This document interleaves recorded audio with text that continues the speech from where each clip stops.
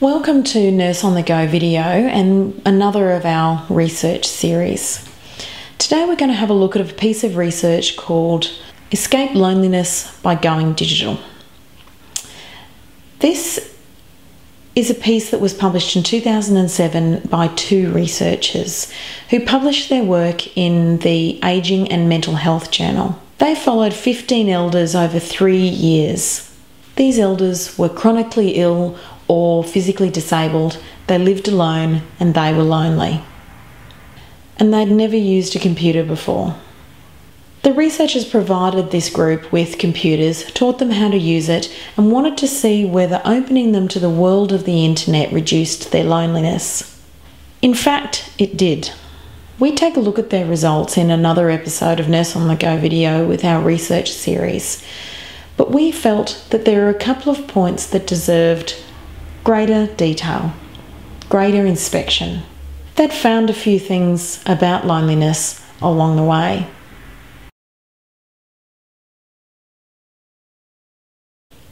We at Nightingale have defined loneliness before, that it's essentially a negative experience when an actual relationship doesn't meet the expected relationship. And these authors don't disagree with that definition. But they found a little more about it and they went a little deeper than that.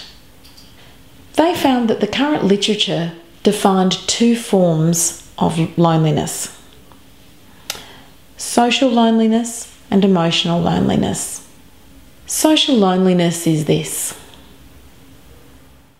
Social loneliness is related to deficient social integration, a lack of contact with people with whom one shares certain common traits. It's about friends and acquaintances and contacts and networks. On the other hand, emotional loneliness is this.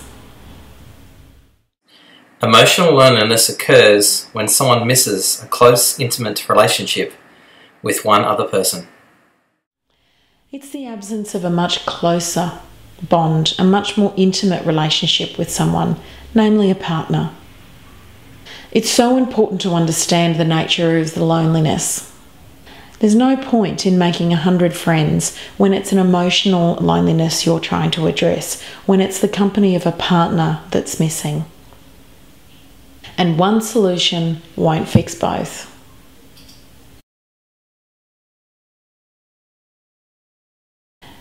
There were three main themes to the solutions to research, and those key factors were this. Increase your networks and build relationships. You decrease the severity of your loneliness by decreasing your expectations. Learn to cope by finding acceptance, perspective, or distraction.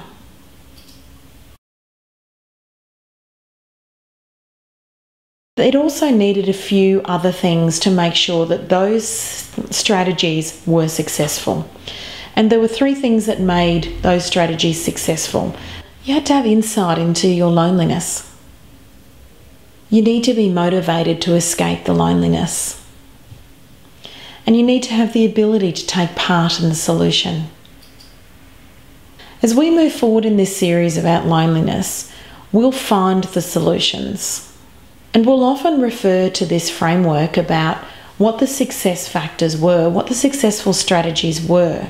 Also, we will constantly remind you that success hinges on knowing that there's a problem, that you need to be motivated to seek that solution, and you have to be able to take part. Don't worry about the ability part. We will find you the solutions that will work no matter what your physical constraint.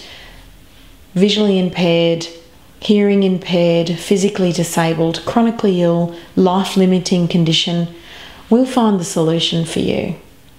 But we leave the insight and the motivation to you. Thanks for being here.